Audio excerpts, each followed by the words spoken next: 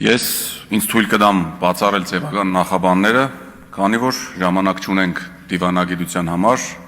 երբ մեր տանը հրդեհ է։ Ես ընդդիմություն եմ, արտախորհրդարանական,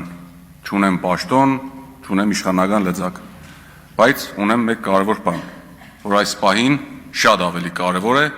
քան այդ պաշտոնն ու իշխանությունը։ Դա ճշմարտությունն ասելու պարտավորությունն է։ Իսկ այդ ճշմարտությունը կայանում է հետևյալում. այնինչ այսօր կատարվում է, այլևս չի տեղավորվում քաղաքական բանավեճի կամ ինչ-որ դիսկուրսի մեջ։ Սա համակարգված ճնշում է, ուղղված հայ առաքելական Սուրբ Եկեղեցու դեմ։ Փոքրիկ խմբակը այն անվանում է բարեփոխում, հաշվետվողականություն, անհրաժեշտ քայլ, մաքրագրում, բայց անձամբ ես ու վստահ եմ հայ ժողովուրդն ու այս դահլիճում գտնվող ներկաները այդ մտքի հետ միանշանակ համաձայն չեն։ Սա քաղաքական հաշվեհարդար է ու ուղղված է այն կառույցի դեմ, որը հրաժարվում է ծնկի գալ։ Ու սա իրավական փաստ է, սա կարծիք չէ։ Մեր երկրի ցանկացած փաստաբան, իրավագետ պարտավոր է հիշել մեր սահմանադրության մասին, կրոնի ազատության մասին, խղճի ազատության մասին, մարդու իրավունքների եվրոպական դատարանի որոշումների ու վճիռների մասին։ Հայաստանը Եվրոպայի խորհրդի անդամ է, ստորագրել ու վավերացրել այդ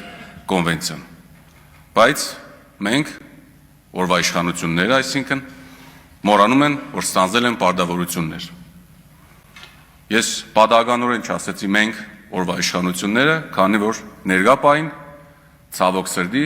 մեր իշխանությունը ներկայացնում է Հայաստանի Հանրապետությունը, ու այդ ամենը ներկայացնում է շատ վատ ձևով։ Մարդու իրավունքների եվրոպական դատարանը իր բազմաթիվ վճիռներով հստակ ամրագրել է, որ պետությունը չի կարող ընտրել հարմար հոգևոր առաջնորդ։ Պետությունը չի կարող միջամտել եկեղեցու ներքին կառավարմանը։ Պետությունը չի կարող կրոնական կազմակերպությանը ենթարկել քաղաքական ճնշման։ Իրենց արածը ուղիղ եւ մեկ անուն ունի. պետական միջամտություն կրոնական կազմակերպության ինքնավարությանը, մարդկանց կրոնական ազատությունների ոտնահարում։ Սա ոչ թե կամայական մեղադրանք է, սա Ստրասբուրգ տանող ուղիղ ճանապարհ է։ Ու ես վստահ եմ, դիմումներ մենք շատ ունենալու ենք։ Իսկ հիմա ուզում եմ ձեր ուշադրությունը հրավիրել ավելի լայն պատկերի վրա։ Երբ որ իշխանությունը հաջորդաբար ձեռնամուխ է լինում սեփականաշնորհելու, հպատակեցնելու դատարանները, մամուլը, ընդդիմությանը, հիմա էլ արդեն շուրջ 1 տարի եկեղեցին, սա ոչ թե ապիկար քաղաքականություն է, այլ սա հստակ ռազմավարություն է։ Սրա մասին է վկայում գործողությունների հետևողականությունն ու ուղղությունը։ Ես ուզում եմ, որ ինձ լսող ցանկացած մարդ ընկալի, որ հայ առաքելական Սուրբ Եկեղեցու դեմ հարձակումն ուղղված է ոչ թե կառույցի, նույնիսկ ոչ թե կաթողիկոսի եւ ասեմ ավելին, ոչ թե Մայրաթոր Սուրբ Էջնիածի վրա, այլ այն ուղղված է հայ ժողովրդի ինքնության դեմ։ Եկեղեցին Հայաստանում լոկ կրոնական հաստատություն չէ։ Սա այն կառույցն է, որը պահեց մեր լեզուն, երբ պետություն չկար, պահեց մշակույթը, եւ ժողովուրդը ծրված էր աշխարհով մեկ։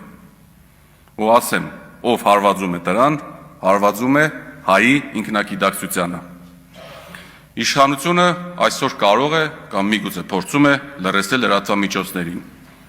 կարող է կամ միգուցե փորձում է ճնշել ընդդիմությանը, կարող է սպառնալ պետծառայողներին կամ ինչու ոչ փոխարինել դատավորներին, բայց Նիկոլ Փաշինյանը իր փոքրիկ խմբակի հետ մոռացել է, որ հավատքը ռեեստրում չի գրանցում։ Հավատքին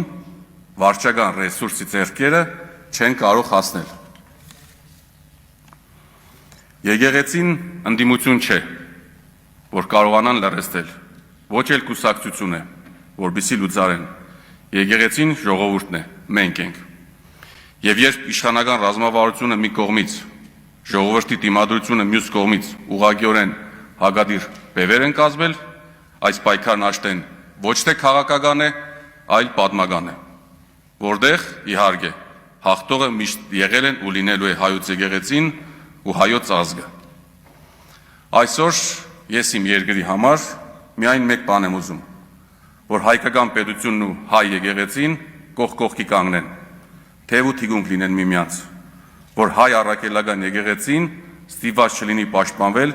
սեփական երկրի թույլ իշխանություններից։ Ու ես վստահ եմ, որ այդ օրը գալու է